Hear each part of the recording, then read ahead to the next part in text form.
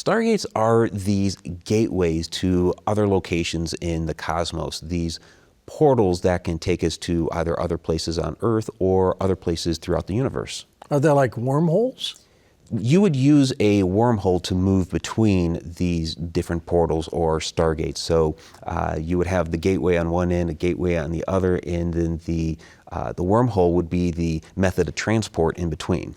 I've always wondered that extraterrestrials would travel from point A to point B by bending space and time. How accurate am I? Yeah, absolutely. This could very well be one of the ways that they are moving back and forth to our planet. Extraterrestrial civilizations having many of these billions of years more to be able to advance their technology ahead of ours could have figured out the secret to the Einstein-Rosen bridge. Like you said, bending space and time, and then the connection between either side would be that wormhole. Explain the Einstein-Rosen bridge. Yeah, exactly. So this is the idea that you're trying to take 2 points that are extremely far away from each other in the universe, and you can't get there through Newtonian physics. It just takes too long. It's impossible. We're talking light years. Yes, the human being would pass away on a trip that long. So the idea here is if you can bend space and time and bring those 2 points closer to each other, then you could bridge the two through that wormhole. It's kind of like drop right down. Poof, here Right, I am. exactly. Yeah, a little bit different because when we usually conventionally think of a wormhole, we think of that tunnel, which as we're making that travel, that may be similar to what it's like. But when we think of what something like that would look like, we generally think of, you have a hole and you pass right through it.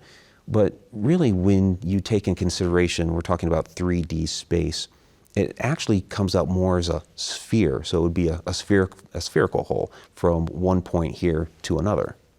Is it a new physics to talk about bending space and time? No, this is something that's actually been around for a long time. This is something the ancients used to talk about and really got lost to time, and we're just now rediscovering today. The ancients talked about this? Absolutely. When you look at a lot of the depictions in ancient artwork, and they show traversing through the universe, traveling across the skies, they actually mention this within their literature about this type of travel. Have scientists discovered anything with wormholes?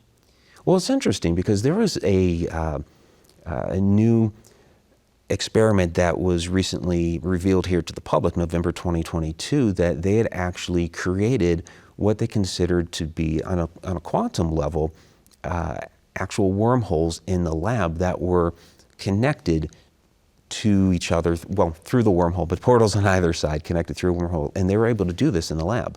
What did they do? Send something from one spot to the other? Well, it's funny because as they were talking to the press about this, people were asking them, were you able to send something through there? One of the people had asked, well, could you send a dog through it?